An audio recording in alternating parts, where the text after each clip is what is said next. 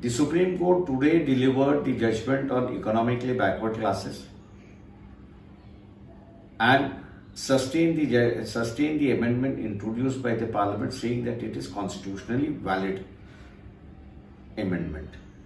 The first question that comes to our mind is, under what provision is the Parliament authorized to introduce a new principle in the Constitution?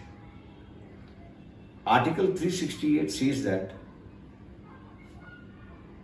under the constitutional powers of amendment, addition can be made, subtraction, variation can be made, and deletion can be made. Now, addition can be made to the social principle which has already been accepted by the Supreme Court. There is no variation because this is a new principle. There is no deletion because there is no deletion at all. The Supreme Court itself says that social reservation and economic reservation are two different. And since this being two different, then the principle of social reservation, which is the basic structure of the Constitution, has been amended and put to rest by introducing this economic principle as a reservation principle. Secondly, once you say that both are different, then the source of power of the Parliament to introduce a new principle has also to be specified by the Supreme Court, which they have not done it.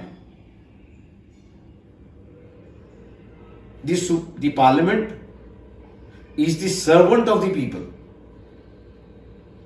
It is not that they are the masters of the masters of the masters. They are the servants of the masters.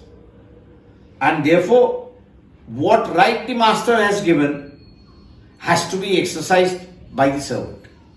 Nowhere the master has stated that economy will be the criteria for reservation. And therefore, this is an intellectually corrupt judgment and cannot be sustained in any circumstances. Secondly, the principle that they have introduced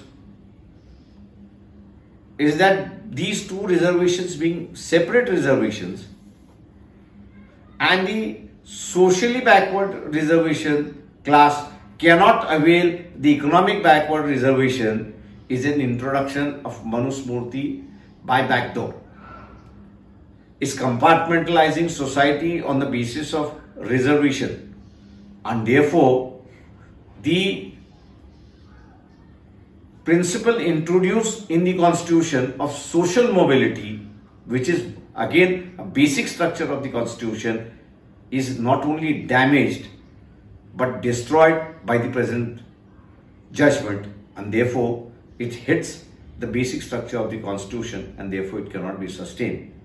We hope the like-minded people will stand against the judgment and see that no chaos takes place through this judgment, as the 50% is breached by this judgment itself, and therefore all the social factors like the Marathas, Patidars, Guzars, Jats who are claiming for reservation will once again be on the road clamoring for reservation along with OBC, asking for 52% of the reservation.